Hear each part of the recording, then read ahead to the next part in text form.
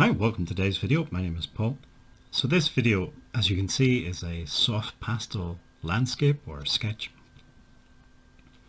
I haven't done any videos on soft pastel painting, drawing for a while, so I thought it was overdue. The video will also look at, there'll be a little bit of sort of technical jargon, my ideas on some of these things, particularly around color. And then the last part of the video is looking at how color and composition and harmony are all sort of related to each other, and highlighting a mistake that I made with this painting and what I've learned from that. So first of all, very quickly, the materials that I'm using, these are soft pastels. They're made by German company Schmincke. Schmincke also make, for example, watercolor paints and other things as well.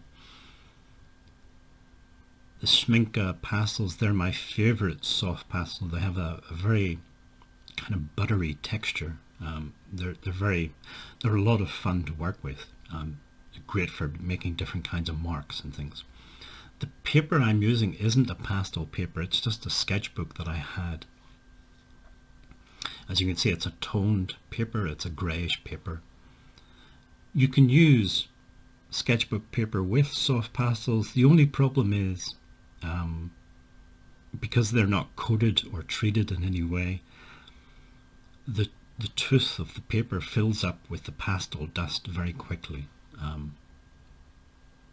So you can only really put on 2, maybe 3 layers of pastel, and that's about it.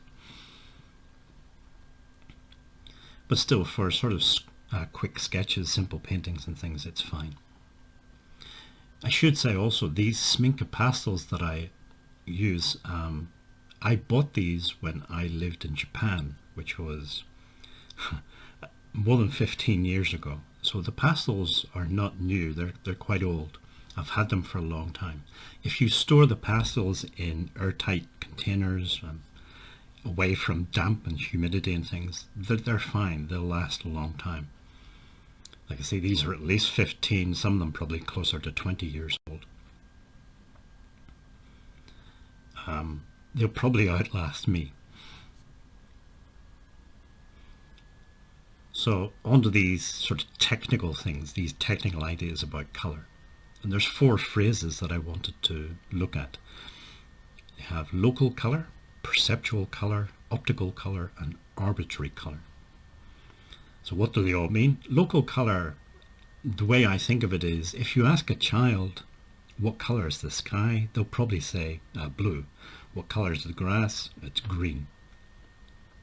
That's local color. It's the color that we associate most with those objects. And to a large extent, of course, it's true. The sky on a sunny day is basically blue.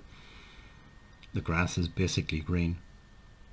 The thing is, when you get out and really look at these things, it's a bit more complicated. So that's when we get into perceptual color.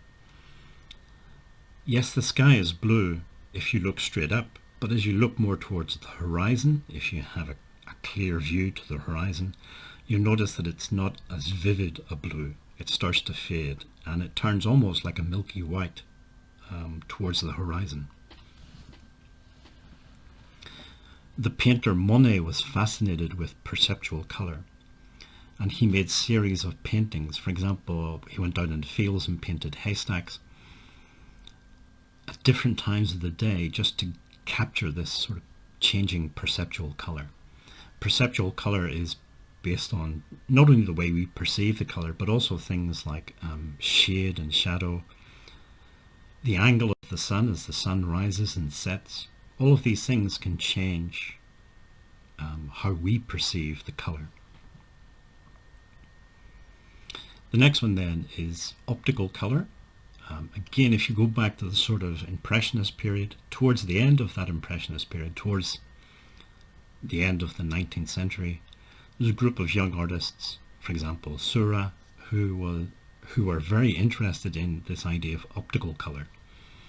So they painted in a very different way. Rather than brush strokes and things, they painted with tiny dots of color. And when you step back, your eye can't resolve the tiny dots, so it all starts to merge together. So you get this optical color. The optical color exists within our eyes and our brains. It's how we interpret the color and how it mixes within our eyes and brains. Optical color is also, it's been used since then by other artists as well. But it's also, if you take one color, color A, and you surround it with another color, color B, how we perceive color A will change depending on what color B is. So again, it's something that's worth knowing when you're painting and worth being aware of. The final one then is arbitrary color, and you can see an example of this. I use it a lot. All of the hedgerows in this sketch are blue. Hedgerows are not blue. I present them as blue. That is arbitrary color. It's where the artist uses whatever color they want. So if you want a pink sky and purple grass, blue hedgerows, I'm using it, and other artists use arbitrary color for, if you like, artistic or aesthetic reasons. So we're not so much interested in a naturalistic or realistic interpretation of the landscape, but instead a more artistic interpretation of what we can see. So this is the final painting. Again, getting back to all this terminology, is it worth learning? I think it is, because it helps, from my perspective, it helps me to understand what I'm doing and gives me a reason why I'm doing it, so I can make informed choices about what colors I'm using and things. So I think it is worth learning all of this sort of technical stuff. Okay, the last part then is to do, again, it's still about color, but it's looking at harmony in color and how that interacts with the composition. So I found this website that you can upload an image to it, and it will basically turn your image into a palette, a series of colors that you used in the painting or in the image. I've included a link to the website below. Now, I'm not endorsing the website in any way. I'm not saying that it's safe to use or anything like that. I'm just including a link, and people make up their own minds about whether or not they want to use it. It all sounds a bit sinister, but everything on the internet, you know, there's always a risk what they're doing. This website, it doesn't ask for any personal information or anything, so I thought it was probably okay. But anything that's free, especially, I'm always a bit worried about on the internet. But anyway, what happens is you upload the image, and you can see it in the bottom left, the source image. It then runs it through some AI and reduces it down to simple regions. And you can see that in the top left-hand corner, the color map regions. It basically divides it up into regions and looks at the main color within that region. Then in the middle, you can see the proportional palette, and you can see it's dominated by the top three colors. About at least 3/4 of the painting, at least 75% of the painting is these three colors. The top green, sort of middle bluish grey, I guess, was the sky, and the bottom, the third one, is that darker grey, and that's the underlying color of the paper. What this helped me to understand was I made a mistake in this painting. When I was painting it, I used a bit of sort of reddish brown at one point, and I didn't like it, and I tried to cover it up with yellow and different things. And if you look on the right hand side, it gives all the colors. The very bottom one, they call it pink. Although it's only 0.3% of the painting, it really stands out, and you can see it in the color map region image. And it's that bit where I put on the reddish brown and then tried to cover it up, and it's a very different color from the other colors around it. So it becomes a focal point within the painting. But I did not intend it to be a focal point. It was a mistake. So going through this process certainly helped me to understand. I kind of knew I'd made a mistake when I was doing the painting. And I keep talking about harmony, and using limited palettes can help create that sense of harmony. So doing something like this, I shouldn't have done it. I was going against everything that I've said.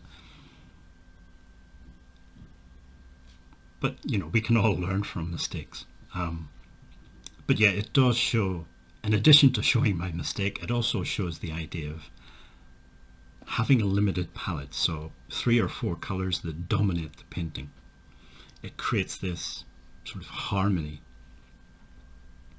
within the painting, within the composition. And it can be a good thing. You don't have to do it that way. You can go for a more dissonant sort of painting with lots of clashing colors and things. But again, it's this idea of, if you understand this and you have this knowledge, you can make the informed choice about which direction you want to go in. Okay, well, if you've stuck at this far in the video, thank you for sticking with me, and hopefully see you in the next video.